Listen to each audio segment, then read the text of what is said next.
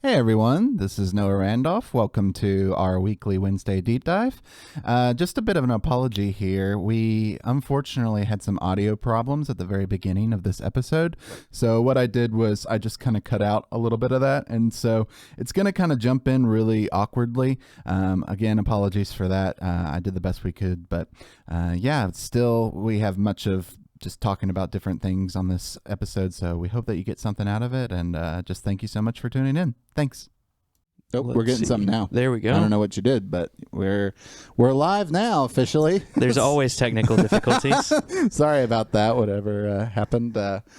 We're talking, but nothing came out of our mouths. So hopefully that's fixed. If you guys are tuning in, you can hear us now. Give us the thumbs up. Let us know that it's working. We've got a new setup this week. So we're trying something a little bit more mobile. For those that don't know, Nick got the nice M1 Mac, and so we're working on a new. We're messing with the new toys, getting the new setup going. It is super nice, man. I'm jealous. So, what we were talking about is I'm going to ask a question of you. Right. And this is our quirky query that we do every week. This one's kind of a little nerdy. It's based off of a book that many of you might not have heard of. If you have, awesome. It's a thick 600-page book called Paul and the Gift. It's kind of a biblical studies book that walks through the understanding of grace. Right. Noah and I are big Bible nerd guys. We're real nerdy about Bible stuff, and there's a couple of podcasts that we listen to that focus in on some of that like deep nerdy Bible stuff. And one that's a particular favorite of both of ours is a podcast called On Script, and they do this icebreaker question similar to the one we do to start every podcast, where they ask the different guests what is the most important book in biblical studies in that field of studying the Bible that has been written in the last 50 years. And overwhelmingly, the number one answer to that question every time is this particular book that was written a few years ago called Paul and the Gift by John Barclay. So it's a big, thick book. It's pretty in-depth, very interesting. Like you said, it talks about grace, and that word grace specifically. And I have not read it yet, but Noah did. You knocked it out pretty quickly, right? I did. I knocked it out pretty quickly because, one, he's a great writer, and he was easy to read. Some of these books are hard to read. And two, it was really interesting. It was like really interesting stuff. So what I'm going to ask you today, I'm going to kind of explain the 6 characteristics to you just in case you need a refresher on that and for everybody that's listening. And then I'm going to ask you a question based off of those 6 characteristics of grace. So, and just to introduce that a little bit to, like Noah said, the book Paul and the Gift is about the word grace, which is this real Christian-y word. We use it all the time. People use it as a name. I know a lot of people who are named Grace, and we'll talk about grace in churches and stuff. And it's a word that we're really used to theologically, but it is a particular Greek word in the Bible. In the original language that the Bible was written in Greek, it's this particular word called charis, which we translate as grace, but it's a common word, an everyday word, a word that everyday Greek speakers would have used all the time for all kinds of different reasons. And so that word charis is very central to a lot of what the Apostle Paul says in his writings. And John Barclay wrote this book to kind of try to dive into that word specifically and try to really understand what did Paul mean when he used it. And so kind of one of the major sections of that book is where he talks about these perfections of grace, right? Which, how would you explain those? Right. So the 6 characteristics in order. We have superabundance, which is just basically a fancy word that means big, great, awesome. The idea of how big does grace envelop you and the people and the world? How big can grace affect people? And I guess to explain that a little bit to you, I want to make sure we're not going too deep too quick. No, you're good. Grace, and that Greek word charis, especially for those early ancient peoples, always had this idea of a gift. It's a word that you could use for gift. So like if at Christmas I was giving you a gift, you could say I was giving you charis. And what Barclay means by kind of these perfections of grace is he's talking about this is like what makes a gift a good gift. Right. You know, what makes a charis good charis. And so the first one he talked about for a lot of these ancient peoples and for a lot of the theologians who've studied it later, one of the first ones could be a gift is a good gift if it is a big gift. A big gift, which makes sense, right?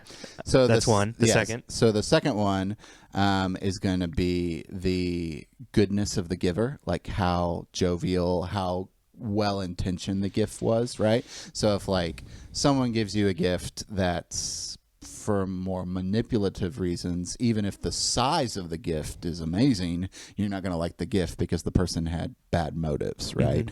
But if you give a gift with really good intentions behind it, then you value that gift even more. And that's what we call the goodness of the gift. John Barclay has a big word for that I'm not going to use. It's called singularity, but it's just how good is that gift, and how good were the intentions? How good were the intentions of the gift? Right. So the third one, and this one relates more to grace, is the priority of the gift, and this is one that resonates with me as a 4 a lot because it's a gift that you give without asking for, basically. And so a gift is always better if you don't ask for it, essentially. A lot of times if you're like, well, you didn't give me a gift or something, and then if someone goes out and gives you a gift because you said that sentence, the gift doesn't mean as much as if they had just given the gift without you ever prompting them, right? And so that's another area of what makes gift giving so cool, is when someone does it first before you ever wanted or asked for it or any type of thing like that. So that's another aspect of gift giving. The fourth is incongruity. And this is a fancy word that just means that you might, in relationship to the person that gives you a gift, you might be of a lower status of a sense. And if someone from a higher status gives you a really awesome gift, you feel way more valued than if you were of equal status, because this higher status person gives you something when you're just this really low person. And there's this feeling of like, wow, they actually like notice me even though I'm like of this low status.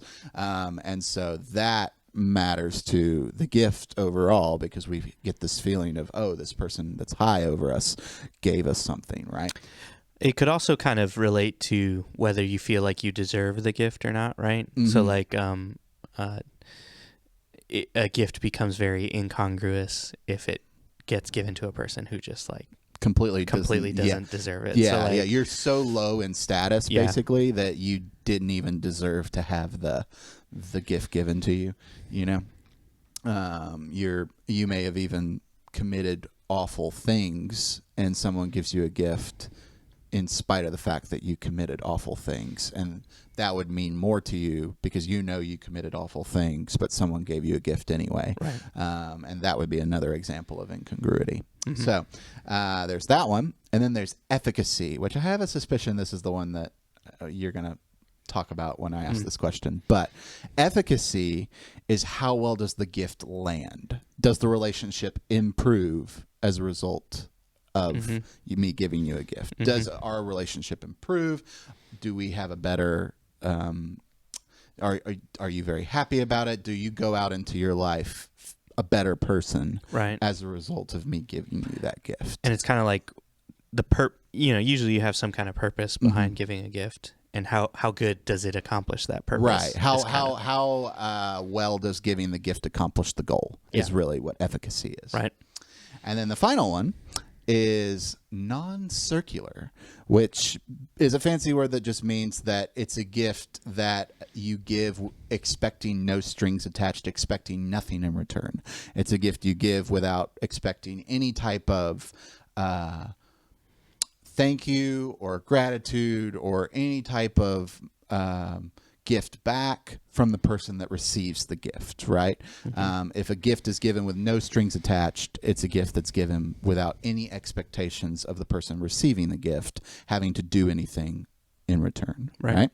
So those are the 6. If that was too fast, just kind of go back and rewatch that later. But my question to you, after all of that long buildup, is which of the 6 resonates with you most when it comes to grace? Right. Because Barclay's point in the book is that these 6 perfections of what makes a gift a good gift, what makes grace good grace, are different things that different theologians over the years have latched onto. So he argues that like Luther was big on non-reciprocal, non-reciprocal or incongruity. Different theologians have been really big on different ones of the 6, and that they resonate with different people differently. So like you said, what was the one that resonates with you a lot? The one that resonates with me a lot is the priority. Right. So like they give you the gift before you have to ask for it. Before I have to ask for it. Right. Yeah. Right. And that means a lot more. It makes it a really good gift. Yeah, no, you're spot on. For me, it's efficacy. Yeah, that's what I thought. I'm always about like getting things accomplished. I love for a gift to accomplish what I had in mind for it. And sometimes all I have in mind for it is just to make the other person happy, And so if the gift is good at making the other person happy, then I would say it's been very efficacious. Is that right? I mean, the more simple word would be effective. Effective. Don't need to make it any more complicated than it needs to be. And so, that's one of my favorite things. I'm not really good at giving gifts. Certain people are like awesome at giving gifts. I don't know that I'm good at it. But some of my favorite gifts that I've given people have been ones where I've just really been able to see that, especially like lots of times for me, giving a gift is wanting to make someone else happy. And when I see that they're like stoked on the gift, that's when I'm like, all right, good job, Nick. You're very effective in that gift giving. Yeah. And that's definitely one of my favorites. Yeah, because if I walk down it with mine, I could care less about how big the gift is. Like, if you buy me like a car versus you buy me like a pen with a Hebrew inscribed symbol on it or something like that. Everything okay? Yep. Okay. If you buy me one of those, like, it's not really going to mean the difference. Like, how much money you spent on the gift doesn't really matter to me, honestly, which is kind of crazy to say, but it's true. It's just, I just don't think about it that way. I would say on the second, how good the intent is my number 2. So like how well-meaning you are when you give me that gift, and how much your intention is just to be well-meaning and good-natured.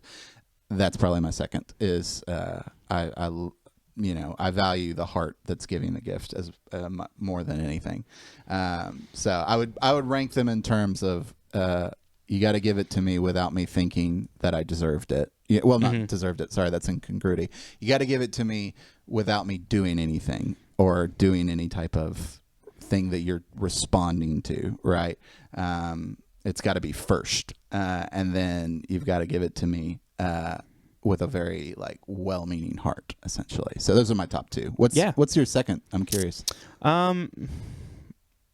Maybe the abundance. Like how awesome is it is. Is it a big deal? Like that means a lot to me whenever it is kind of that thing. So, it is. Those resonate for different reasons for different people, and so, I was just getting distracted. We've got seeing the comments roll in, different people tuning in. So shout out to Shelly and Anna and Adrian who are tuning in at the moment. So this was a great question, a good icebreaker, opener, quirky query question, because it has a lot to do with the topic that we wanted to go into today specifically, which relates a little bit to the sermon on Sunday. On Sunday, I preached on a very interesting passage in the Sermon on the Mount where Jesus talks about don't let your right hand know what your left hand is doing, don't announce. Especially he's talking about in context of when you're giving things to the poor, helping the poor. He says, don't like announce it in the streets like the hypocrites do, do it in secret. And if you do it in secret, you will be rewarded by your Father in heaven is kind of his point. And it's a verse we've all heard a lot. And so what I really tried to key in on was that last part, that you'll be rewarded by your Father in heaven, because that verse makes a lot of us very uncomfortable for a lot of different reasons. We whenever we hear that, it feels like theologically wrong in some form, and it feels maybe kind of morally wrong for us. And so I wanted to look into some of the reasons why that is.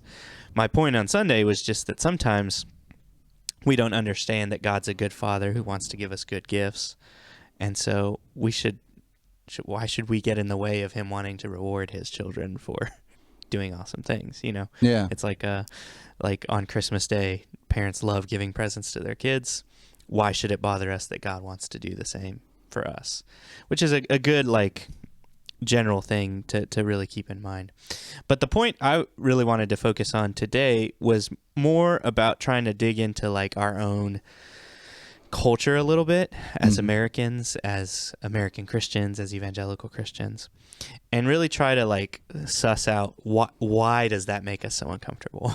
Why are we so uncomfortable with that idea of reward in that scripture? You know, why does it bother us so much that it says that you will get a reward for helping the poor in some form or another? And so I wanted to go into a few of the different reasons. I think the biggest one, and I meant to mention this even on Sunday because I feel like people were probably screaming at their TV screens. They're just like, I know why it gives us problems, because they'll say because of works righteousness, you know, which is this theological term that gets used all the time. But in evangelical Christianity, it basically is this idea of earning our salvation, you know, by doing a lot of good things to earn our salvation. And that is something that, especially in the Reformation and a lot of the Christian traditions that all American churches are a part of, they're all a part of that Protestant Reformation. That became something that was like, no, we don't ever do that. We don't deserve anything that we get. We don't deserve salvation. We have been saved by grace through faith, no works. You know, that's the big thing that is central to all of that. And I still think that's really, you know, true and important, because I do want to emphasize that the reward we get in heaven is not heaven itself, or not Right. salvation. So I'm not saying that we get to go to heaven because we give good things to the poor. And I don't think that's what Jesus was saying either. You know, he's not saying that's not the reward. The reward is not your salvation or your redemption or anything like that. That was accomplished through the work that Jesus did, you know. So I don't know what the reward is exactly. I believe it's a heavenly reward, but it's not salvation. I'm not saying that we're rewarded with salvation. And I think that's really clear to just, like, state up front. But I think because as evangelical Christians, and because we're all kind of part of that Protestant tradition, because we were so, like, anti-works righteousness, we kind of got to this position to where we were just, like, anti-reward, period. You know, where it was just like, I don't deserve anything. I'm a horrible person who deserves nothing. You know, I never deserve anything good. I'm a wretch. I'm a worm. You know, all that kind of language that a lot of people will use in churches. And so we get really uncomfortable when we read these passages of Jesus where he's just like, if you help the poor, or if you forgive others, or if you know, you will have a reward of some sort in heaven. That's really uncomfortable for us because we're just kind of like, no, I don't deserve it. I'm a horrible person. I don't deserve anything. I think of it a lot as, I've known a few different people that are like this, you know. You ever had a friend or a person that, like, you just can't, they will just never accept a compliment or a gift or anything that you give them? I probably was that guy a long part of my life. Yeah. So it's like you try to compliment them and they're like, oh, no. I mean, I didn't do anything. I was that guy. Yeah. I know a lot of people that are like that. And that's frustrating. You know, you get frustrated. You know, it's like they think they're being humble, but you're just like, come on, just accept the compliment. I think in a lot of ways, we can unknowingly be doing that to God. God's like, hey, I want to, you know, give you a reward for doing this. You did a great job. You know, good job obeying my commands and all this kind of stuff. And we're just sitting there like, oh, no. I'm just a sinner. I'm a wretch. I don't deserve anything. And so we have, like, forced ourselves to have this super low opinion of ourselves, believing that we just don't deserve anything.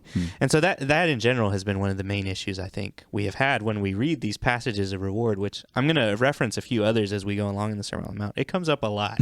You would be surprised how often in the Sermon on the Mount Jesus appeals to the fact that there is some sort of reward that should motivate you for the things that you're doing or not doing. So that's been really interesting.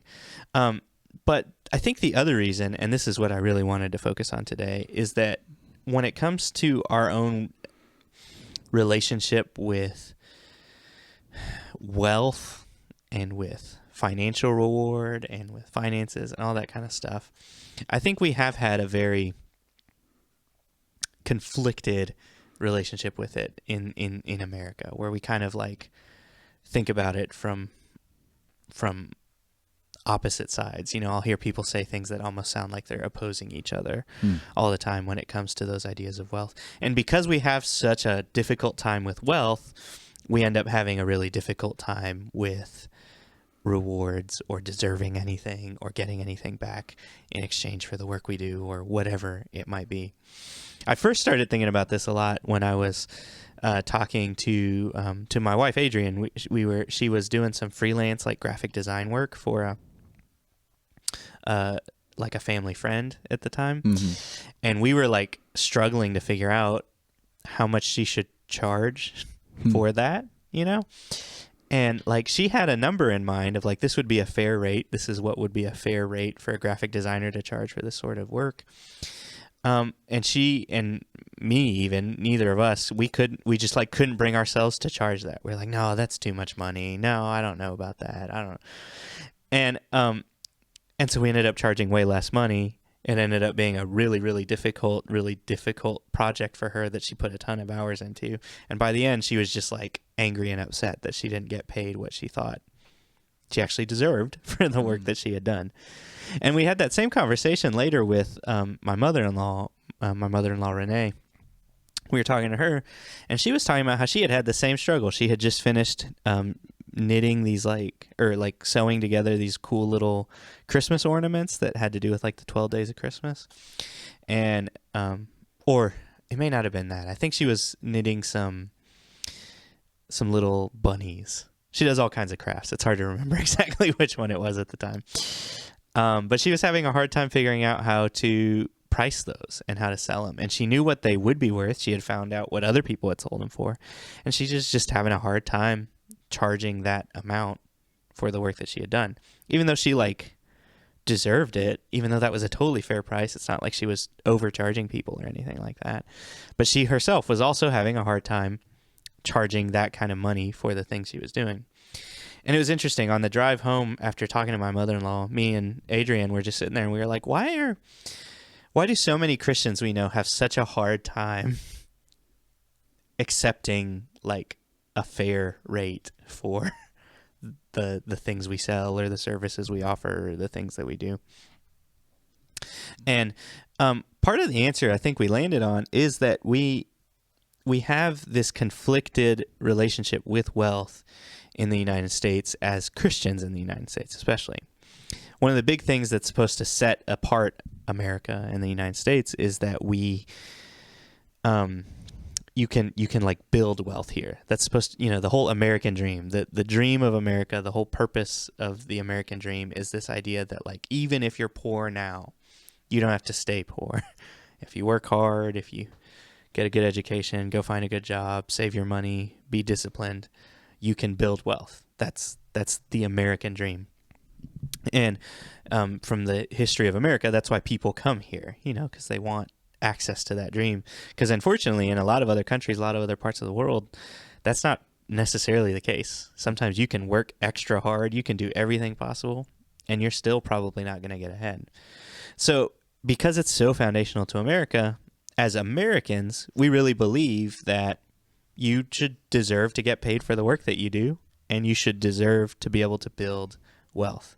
That's something that's like fundamental to the American worldview. But the difficulty for us as Christian Americans is that the Bible is much less positive when it comes to wealth. And Jesus especially is very cautionary about wealth and has a lot of like harsh words to say to the rich and the wealthy in his day and age. He has a lot of warnings about the wealthy. He has a lot of lines where he says that, it's easier for a camel to go through the eye of a needle than for a rich man to enter the kingdom of heaven. There's a lot of the Gospels later and the other epistles that have just kind of this caution towards the wealthy and towards the rich. And even some of the parables Jesus tells have rich men and rich people acting horribly, as like bad people.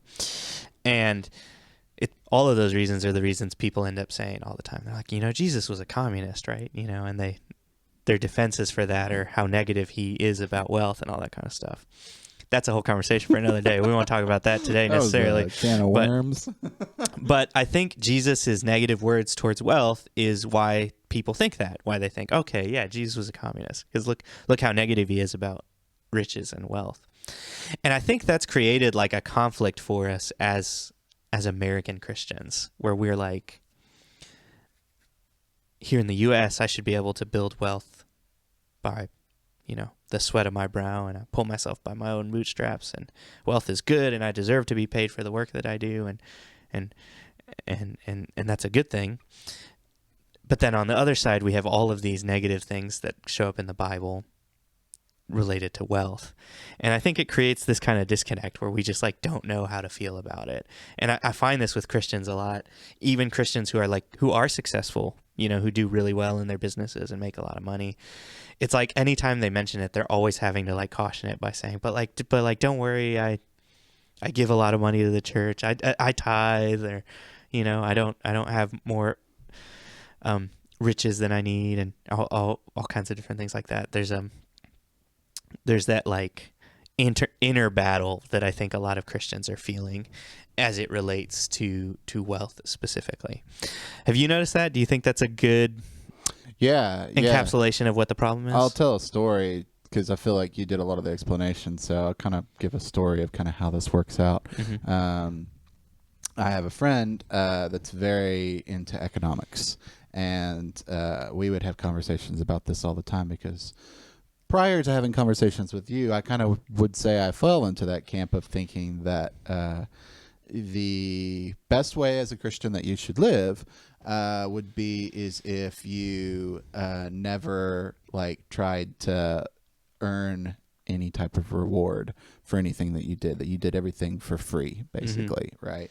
And that was the best way to live your Christian life. And in very much theologically minded ways, I argued that the best way to love God was to love God without expecting heaven or any type of reward that God would give you. You should love God without thinking of heaven or thinking mm-hmm. of any type of good thing that he might give you. And my arguments for that was that, like, life is not always going to be great. Like if you're in a really awful place, it's better to have my view because you're not getting good things right now in the present. So you can love God in spite of what you're getting right now. Right. Right. And the idea was that, like, if you expect those things, mm-hmm. if you want to get something in return for the things that you're doing, mm-hmm. then that somehow like cheapens it. It's not as good. It's not something that Christians should want. Right. If I'm expecting God, if I'm only doing good things because God is promising me heaven, then like, am I really doing good things for the right reason?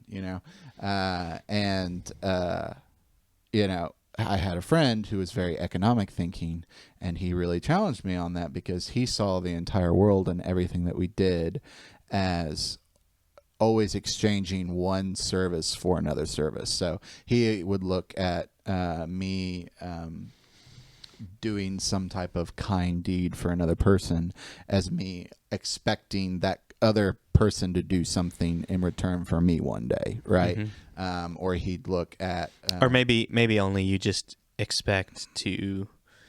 You want to consider yourself to be a good person. You want to think of yourself as a good person. Mm-hmm. So maybe sometimes you do the right thing because the reward you get is that you get to think of yourself as a good person. Exactly. Like there's all kinds of things. Yeah, basically there was always a way that every time you did a good deed, it was a win-win, essentially, is the way he put it, where if you did a good deed for someone else, it increased your own value, and it increased the value of the other person that was receiving whatever you did. Yeah, I remember this because we were both there. We went to get dinner with this friend at Las Delicias, that Mexican restaurant over at the end of Getwell. And I remember because it was like we sat there for a long time. Because I thought like you did too. We were both kind of on this same position, and we were sitting there trying to argue with this friend, trying to tell him, no. You should never expect anything back. If you expect something back, that's a bad thing. And he was like, no, that's not true. He said, everyone always expects something back. His point was like, that's just how the world works. That's just how human beings work. You know, we do things and we get rewarded for it. And I've since come around to that a lot more. Like even people that are like caring about you are in some sense hoping to build a relationship with you. You know, like they're not just trying to care about you and then never see you again. They want a friendship. You know, like there's always something that they're hoping to build. You know, and I don't think that's wrong. You know, I think some people might be offended that people have ulterior motives to things, but I don't think that's wrong. And a lot of the times I think what we're hoping for is subconscious even, you know, and you can't blame someone for doing something good for a subconscious reason. I don't think you can. And it's more just like if we're all honest with ourselves, all the things that we're doing, there is some expectation of a reward. Right. And so after kind of having a lot of conversations along those lines, I began to see that even in Scripture, especially in Ephesians, actually, I think it's Ephesians 2, there's a lot of reward language where, you've inherited something. There's inheritance language. There's these ideas that like, this isn't just like something, it's not always couched in the terms of, this is something that you get undeservedly, that you never earned. You know, a lot of times there are passages that seem to indicate that like there is this eventual good thing that will happen to us that's a reward for what we're doing. And the passage that you preached on is one of those passages, right, where he's saying, don't look for human praise for the things you're doing. Wait until the end of time, and at the end of time, you will get a heavenly reward for these things that will be way bigger than any human praise. And, your point in the sermon was, I feel like a lot of us would say we're uncomfortable even asking for a reward, like we're uncomfortable even, doing a good thing for the sake of a reward, but that's the way it's kind of laid out in Scripture. So, I've definitely seen that, and like I said, I would have counted myself among those people that would have been uncomfortable with that. Right, and I tried to say that in the sermon myself too. I also was, and what really changed it for me was I remember that same conversation at Mexican restaurant Las Delicias. Really made me rethink things, and the same thing. Just I kept reading over and over and over again how much this language of reward is just all throughout the Bible. It's really kind of hard to deny in a lot of ways. There was a second moment where I really noticed a lot of this difficult relationship that we have with money, and it was when I was living in Florida. I was doing my grad school work, trying to get prepared to do this church plant stuff that I'm doing here, and Adrian and I got the awesome opportunity to spend that year living with a couple who were leaders in the church that that I was interning at. And I remember I was speaking to Brian, the husband of that couple, my friend Brian, who we were living at his house, and I was sitting there talking to him, and Brian's a super cool guy who has really gotten a lot of opportunities to be in leadership at different churches, and he had gotten the chance lots of times to be an elder. He'd been an elder at a few different churches, like the part of the governing board of a lot of those churches. And I had a great conversation one time with Brian where he was talking about how hard it is to argue for a good salary for a preacher or a pastor at a church. This is something he was personally very passionate about. He just over and over and over again, he said he'd be on these elder boards And people would just be like, we can't pay the pastor that much. That's too much money to pay the pastor. And always, he says, people are like trying to make sure that the pastor gets paid like next to nothing. They don't want the pastor to get paid a lot. And he was always really upset about that, because he was like, half the people on this board are like 6-figure salary people who have work in different jobs, make a lot of money, and they're all sitting here being like, "No, well, I can make that much money, but not the pastor. That he can't make that much money." And he said there was always this argument, and he was really upset about it, because he's like, most pastors have gone to seminary, which is a grad school degree. They've paid for undergrad, grad school. They have a lot of very specialized skills that nobody else could do. He said, I think they deserve to be paid well. I think they work that verse that you preached on backwards, whereas instead of saying, okay, you're in a situation where you're trying to earn praise through human, praise, you should seek heavenly praise, right? They look at it backwards and they say, oh, this pastor is in a heavenly position. Right. So because he's in a heavenly position, we're going to basically not give him a lot of money, because we know his rewards actually come in heaven. Right. We know that he shouldn't even be, if he were living out this verse, then he wouldn't want a lot of money. It's sort of the way that they think. Right. And so we won't give it to him. Right. That's exactly what Brian was saying. He said it's just this idea where they people, obviously they want their pastor to be a good person. Yeah. They're like, I want him to be a good guy. I want my pastor to be a good guy. And because we have this conflicted view of money, we're like, well, Jesus said money was bad, so don't give the pastor money, because that'll make him a worse person. That'll morally compromise him in some form or another, kind of in their mind. And so they purposely work to kind of keep people, ministry people, especially clergy and people that work in churches, on the lower end of the income bracket. I was when I was talking to Brian, I remember a conversation I had with when I still worked at Avenue Coffee, that shop we both worked at, and I was talking to a guy one time, and he was just telling me, this guy told me he was thoroughly convinced that no preacher or pastor actually believed the Bible. He was convinced that anybody who actually studied the Bible would know that it's not true. And he knew that all these guys had studied it, and so he knew that they didn't really believe it. And he was convinced the reason they pretended to believe it was so they could get people's money. He was convinced that it was just it's like a get-rich-quick scheme.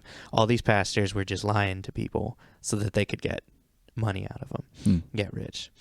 And I tried to be real kind and polite, but I remember the whole time he was talking, I'm just cracking up on the inside, because I've mentioned before, on both sides of my family, we've had tons of people that have all been in ministry, and I can guarantee you no one is doing it to get rich in my circles. No one in either side of my family has ever earned a very good income doing ministry. You've got your nationwide averages and stuff like that. They're always on the lower end of those averages. And in fact, most pastors that I know are closer to the poverty level of income than most people would realize. Obviously, I know there's those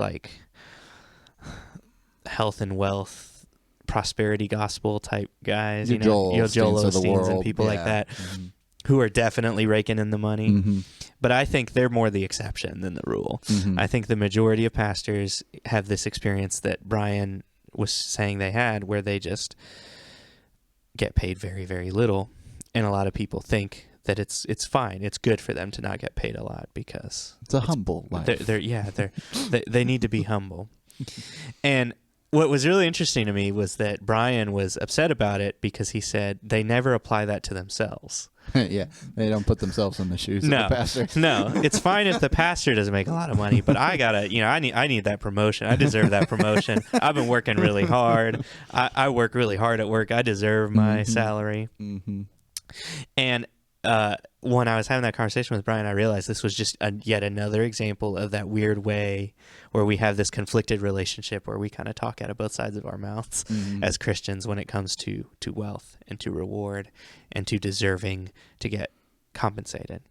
That particular passage that particular problem is one that Paul addresses himself directly. There's a verse where Paul says, pay the minister. He says the worker is worthy of his wages. Yeah. And that particular idea was something that really was, I realized how foundational it was to Paul, and he just thought it's just a fact of life. If you work for something, you deserve to be paid by it. And so he was saying, if you work in the ministry, you deserve to be paid in the ministry. If you work as a graphic designer, you deserve to be paid as a graphic designer. If you work knitting, crafts for people, you deserve to be paid for those. And that ultimately has been really freeing for me to just really actually believe that. That is not only something that just makes sense to us, but it is like essential for Christians. That should be something that Christians believe. It's like central to Christianity that we believe that people should be compensated fairly for the work and the things that they do. That's why I've always had this kind of idea of like, I try to tip really well when I go to restaurants, because I know a lot of my friends that work in service industry do not get paid well. And so I'm like, yeah, they deserve to get paid for the work that they're doing. Yeah. I have been myself a member of a few like boards for like nonprofits for ministries and stuff like that. And I'm always trying to argue really, really well that that the workers get paid a good living wage. I've tried to do that here at the church with all the people that have worked here at the church. It's hard sometimes, but we're doing what we can to make sure that people are getting paid a good wage for the amount of hours that they're working. I don't want Wayfarers to be another example of one of those churches where people don't get paid well for the work that they're and doing. I can say you pay well. Like, I'm your employee. I can say that. Yeah, I appreciate that. That's why I want to do that. That's why I want to pay well for the people that work here, because I think it's a good like Christian testimony thing even. Yeah. And I think it's kind of sad that a lot of churches and ministries are known for not paying well and not giving people what they deserve. And so for all of those reasons, I think that's kind of the key to helping us get over this weird hang up we have between like, do I deserve it? Do I not deserve it? Should I get paid? Should I not get paid? All this kind of stuff. It's like, one, we should understand that we're not talking about, do you deserve to go to heaven or not? Yeah. Because that unequivocally is no. We all know we do not deserve that. We're all sinners. We know that we don't deserve that aspect of the grace of God. But do you deserve the rewards that God wants to give you for obedience? Yeah. God himself says yes. Jesus says, yeah, you deserve to be rewarded for helping people in secret without your, fanfare and all the people noticing. You deserve to be rewarded for faithfulness and obedience to him. And I don't know what that reward's going to look like. I don't know what that means. Jesus definitely seems to imply that a big part of that reward comes in the age to come. But I think that should be a good thing, that we should be encouraged and excited about the fact that God is a God who wants to reward people for doing good. And that should be something that encourages us, not something that makes us uncomfortable. And then if that is true, my big kind of like final push is that I just really think if all of that is true, then especially Christians, we should be extra good about making sure that people get what they deserve and are paid well, are compensated well, are rewarded well for all of the things that they do. We shouldn't be uncomfortable with that. Obviously, all the warnings of Jesus when it comes to riches and wealth definitely still stand. Mm-hmm. But I think that's what they are. They are warnings. They're not prohibitions. Yeah. You know, if you look at the history of the early church, there were lots of very wealthy people that were a part of the early church. We have lots of them are named even in the book of Acts and in some of the epistles. These wealthy people who had big houses that they would allow people to come in and have church in. Mm. You know, a lot of people know that the early Christians met in houses. You know, that's something that a lot of people realize. They didn't have like church buildings, so they met in homes. But what most people don't realize is that the average ancient Israelite or Roman home of that day and time was like a little 1-bedroom house. Yeah. There's no way a whole church could have met in that little 1-bedroom Mm-hmm. house. And so when they say they met in homes, what usually they mean is they met in the homes of the richest members of the church. Mm. The wealthiest members of the church who had the big houses with the big open courtyards and villas. That's where the Christians would meet. Those are the types of homes that they would meet in. So there were wealthy people that were a part of those early churches. It's not like wealth in and of itself was a bad thing, you know? But I think my real application of a lot of what Jesus is saying is he's saying it's not that wealth is a bad thing. It's just that you have to understand that the wealth is going to get in the way of you wanting to be faithful to God. There's a danger that comes to wealth, just like there's a danger to so many other things in life. But that doesn't mean it's like completely off the table. Yeah. And I think that's just in general been my sort of my weird rallying cry lately. Mm. So yeah, I would agree with that. I would say that like I feel like in some senses the kind of reasons we feel so squeamish about it might also be the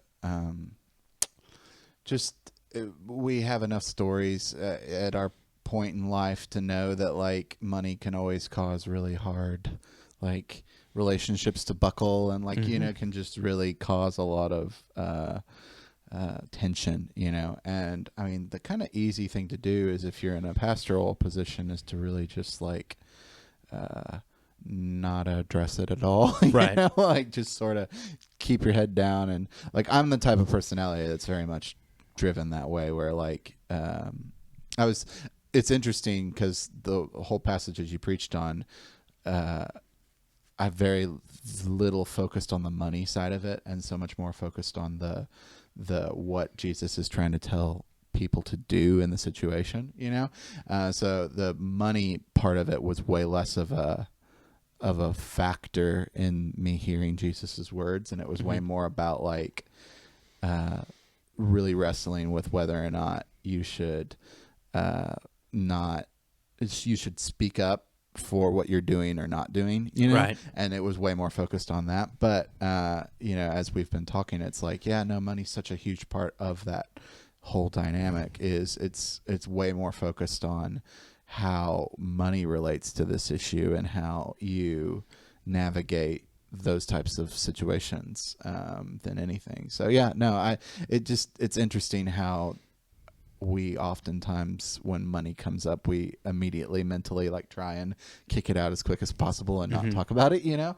And it may just be something that we've been brought up to do that, you know, like you just don't really think about. But I do think a lot of people who aren't Christians and aren't involved in the church, they believe what that guy was telling me at Avenue. They believe that preachers are just rolling in cash and are cheating their church members out of their money, you know, to do it. And so because of that, churches want to be very careful to not sound like they're being greedy or they're asking for too much money or whatever. My preacher growing up at my home church, Jeff, I remember he always would preach maybe once a year. He'd preach on the concept of tithing and on giving to the church. And it was so funny how often he always had to have like a 5-minute intro before the sermon just to be like, I'm not saying this because I want a raise. I'm not saying this because I want your money.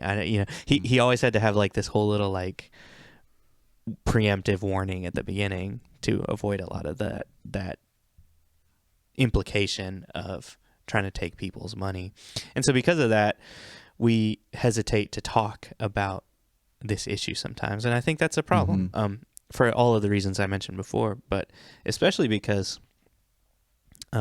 Jesus does talk about money a lot. It is something that comes up. I think, especially in Luke. Luke is way more focused on a good example of this. That is kind of a nerdy side note, but if you look at the Beatitudes in Luke and in Matthew, Matthew has Jesus say, "Blessed are the poor in spirit," but in Luke, it's just "Blessed are the poor." Yep.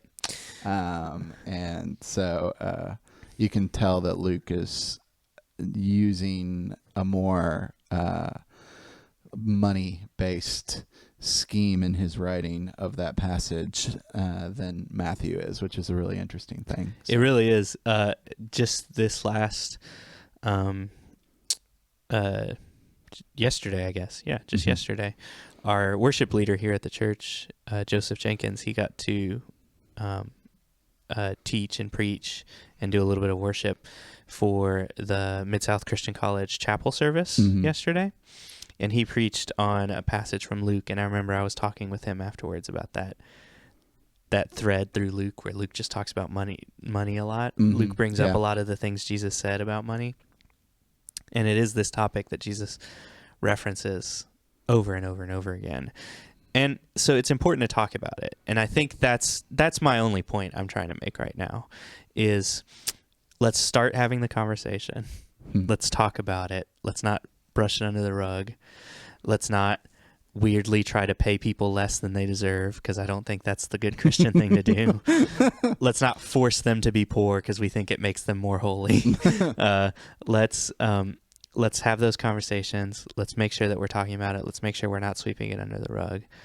And when we have those conversations, I think it can help us to really be able to live those lives that Jesus is calling us to in every aspect of our life, including money specifically. Do you think that, like, it's the role of any Christian to ask for what they're worth in a church setting then? Because that's the question really we've danced around, you know, is like, say I'm a photographer, for instance, and on the outside of the church, I would charge, $1,000 to shoot these photos. Right. But the church wants me to do it. Should I charge less, or should it be $1,000? I'm feeling like you should charge $1,000. Charge what you charge normally. You should deserve. You can make the decision if you're like, as a favor to my church because I want to help them out, I'll charge you a little less. But I don't think you should feel like you have to do that. I think you should have the freedom to know that, like, you're not doing anything wrong by asking to be compensated for the work that you're doing. And my desire is less that people would have to speak up for themselves and be like, I deserve to be paid more. And my desire is more that we can have this at the forefront of our mind so that from the beginning, we pay people what they're worth. They don't have to ask us that in some form. I guess I want to be careful, though, too, to say that if you did choose to, like, charge less, I don't think you're wrong. No, absolutely not. And it goes both ways. Yeah, I think you're not wrong for charging what you usually think you're worth. You're also not wrong for charging less if you want. My only point is that do you believe being rewarded for what you do does not make you less holy? You're not a worse person. You're not a sinner by receiving compensation or reward for the things that you do, whether it's here on earth or in heaven. So here's my question then, though. So say there's a photographer that charges $500 to the church instead of the normal $1,000. Do you think that person does have more rewards in heaven? Possibly. As a result? I don't know. God's the one who doles out those rewards at the end, so I have no idea what he is going to reward or not. In the passage with what Jesus is talking about is helping the poor and the needy. Yeah. And so, if your church is struggling, if it's not doing as well, Yeah. I think that could fit within that of like, here, I'm going to help you out. We're going to do it cheaper. And that might be a cool thing to help you, sometimes you may be like, I can't afford to give you a discount, like you feel like I don't have the means to charge you less or something like that. Because I think that's subconsciously what goes through a lot of people's heads is like, oh, if I charge less, that means I'll get a reward in the heavenly realm for a result. Yeah. And I don't know that that's a wrong attitude to have. Yeah. God wants us to be helping people out. He's a good God who likes to give us good gifts. And he said, yeah, I'm going to reward you for that sort of faithfulness to the way of Christ. So I think that's about all I had for us today. It's a difficult topic. We're going to talk about it more and more at other different points in time. This Sunday, we're talking about prayer specifically, another interesting topic that can be a little bit difficult for people, I think. I've noticed, especially if you haven't grown up in church, prayer can be kind of a weird thing. It's like, what does that even mean? So if you want to know about prayer, if you've ever had some questions about it, that's what we're going to be dealing with this Sunday in our Sunday service. Hope to see y'all there. Or tune in live with us Sunday evening at 7. Otherwise, we hope to see you on the next weekly deep dive. Weekly Wednesday deep dive. I was trying to do some alliteration there off camera earlier. Our weekly Wednesday deep dive. We hope to see you then. But until then, have a great week. We'll see you this Sunday or next Wednesday. Bye, everybody. Thanks all.